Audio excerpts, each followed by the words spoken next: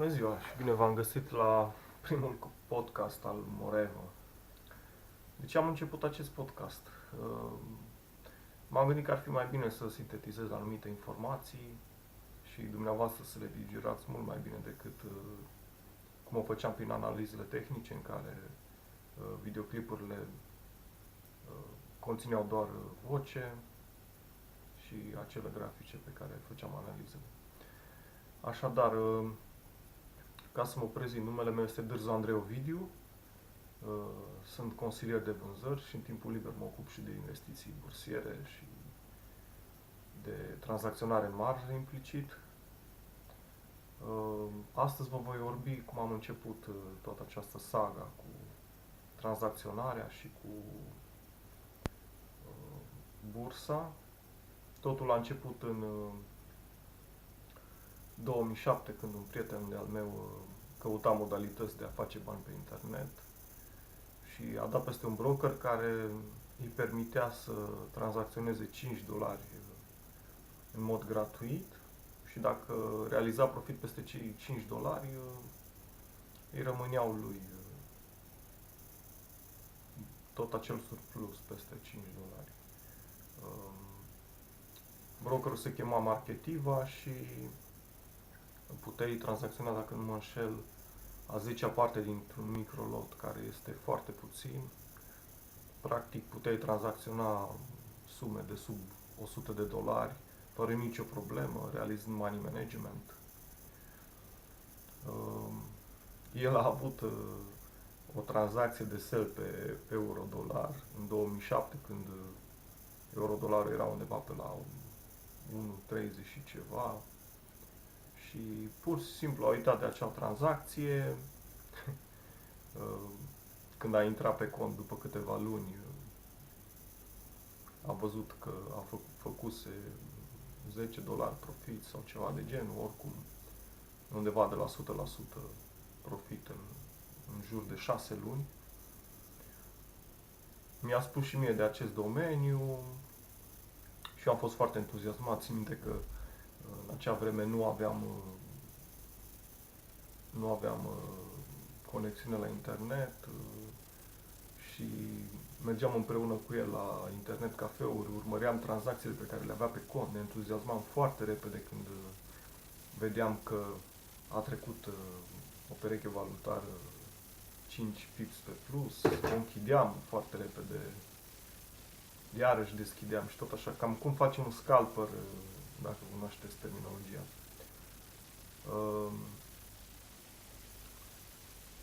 El n-a mai rămas în contact cu acea piață, Forex, cum o denumesc majoritatea. Eu am aprofundat acest sector, am strâns niște bani. Mi-amintesc că primul depozit pe care l-am făcut a fost la acel broker Marketiva, acum nu mai există sub numele ăsta. Știu că era o întreagă problemă cu transferurile, nu se realiza prin card, oricum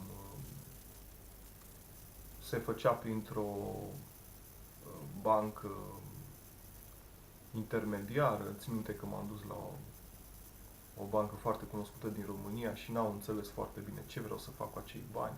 Trebuia să trimit banii printr-o bancă intermediară din Muntenegru. Până la urmă a trebuit să vorbesc cu un director de sucursală și cu chiu cu vai am reușit să trimit banii. După ce mi-au făcut o procedură prin care răspund că banii nu sunt fonduri care finanțează activități teroriste, ori spălare de bani, o întreagă poveste. Țin minte că am trimis în jur de $140, în jur de 40 sau $50. Erau doar comisionul pe care îl percepeau băncile prin transfer, prin bancă intermediară. Era un transfer wire și era mai scump. Acel cont, din păcate, n-a registrat profit, de la început a mers rău, după după aia din ce în ce mai rău. Țin minte că am intrat în hedge cu tranzacțiile, nu mai știam pe care să le păstrez, pe care să le elimin. Până la urmă, în câteva luni s-a dizolvat. După aia, în 2009, dacă nu mă înșel,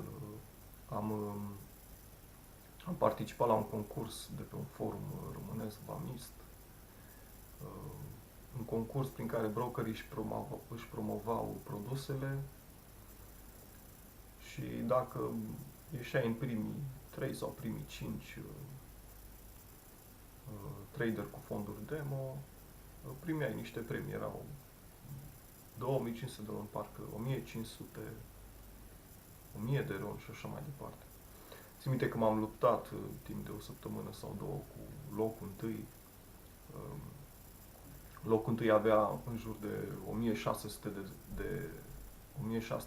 1600% profit, iar eu țineam cu dinții ca să-l ajung din urmă, având doar 800% profit. Erau niște riscuri inimaginabile.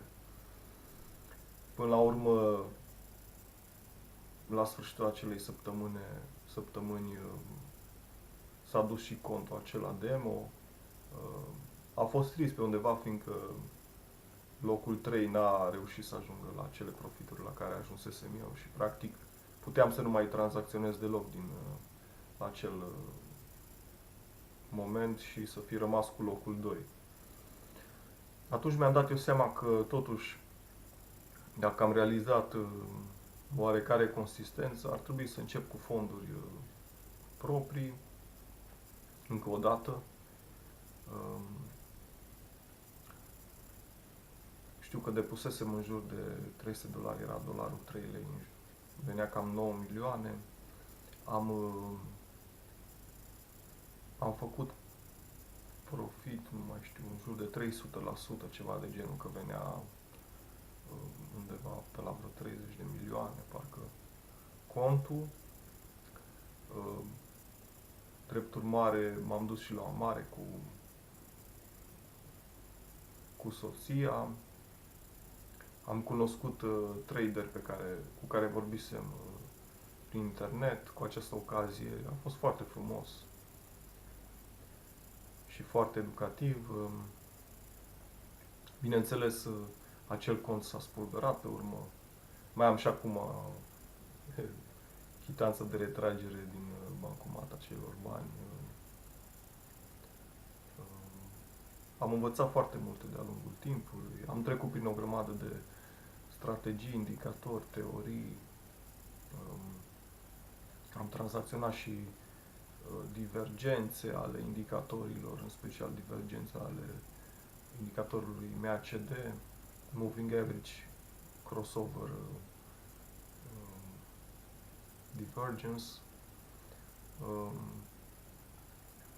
Am construit o strategie proprie după ce am pierdut acel cont. Mi-am dat seama că indicatorii nu folosesc foarte mult la luarea de decizii, având în vedere că prețul dictează lucrurile, nu nici de cum invers.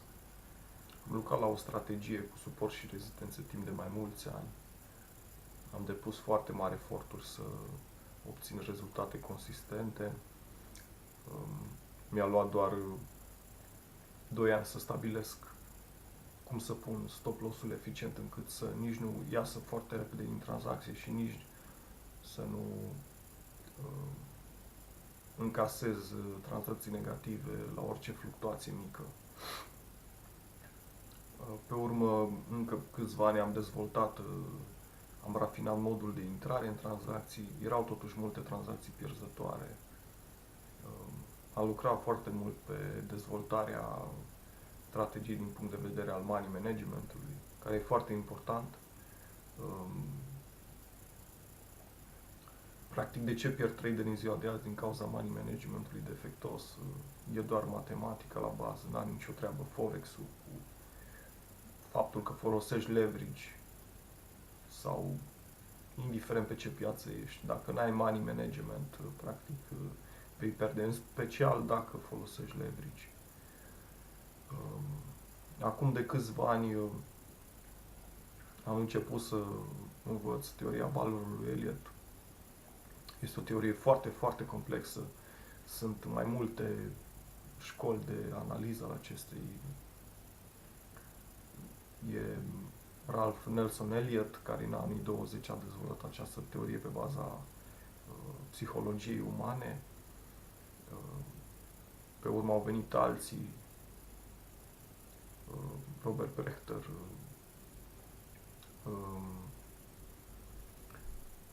Bulkovski, mai este și Glenn Nelly, australianul, care în anii 80 a rafinat-o. Acum, de aproximativ 4-5 ani, a venit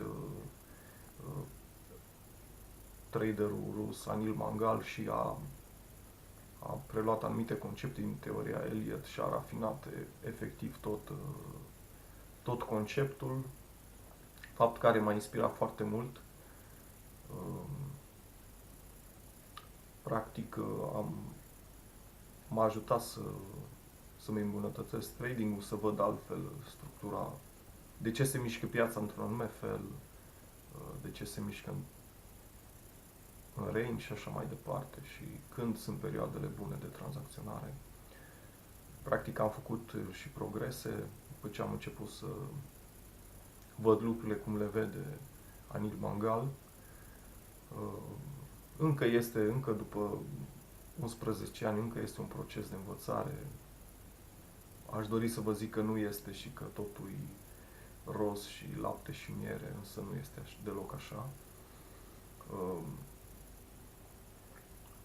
Momentan tranzacționez pe piața Forex și pe instrumente pe bază de CFD cu leverage.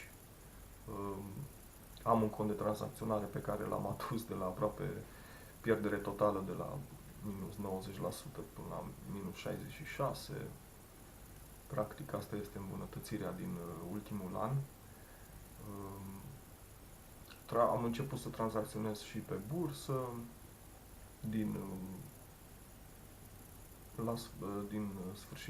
la sfârșitul lui mai 2018. Acolo undeva portofoliul meu se situează pe la minus 12%, însă dintr-un total de aproximativ 10 acțiuni, doar 2 sunt încă pe plus, deci nu e motiv de panică. Mai au mult tranzacțiile mele până își vor atinge fiecare pe rând targeturile. Am reguli foarte stricte pentru acțiune, având în vedere că nu e leverage, pot suporta mult mai bine riscurile. Dincolo la Forex e mult mai dificil, trebuie să recunosc, dar nu din prisma faptului că este o piață valutară și că nu există informații de ce se mișcă prețul într-un anume fel sau nu există o informație logică sau o știre sau nu. Totul se află în leverage. Practic, leverage-ul schimbă lucrurile. Și dacă am avea leverage pe anumite burse, s-ar schimba radical situația din prisma riscurilor și leverage-ul e problema în trading, dacă e să mă întrebați pe mine. Nu faptul că se cheamă liră yen sau dolar australian, yen japonez sau așa, sau USD RON, n-are nicio importanță. Prețurile se mișcă aproape la fel, deci nu, cu mici excepții, nu există diferențe. Sper că v-a plăcut acest clip. Dacă sunteți interesați de aceste clipuri, dați like, share și subscribe. Iar până data viitoare, mult succes!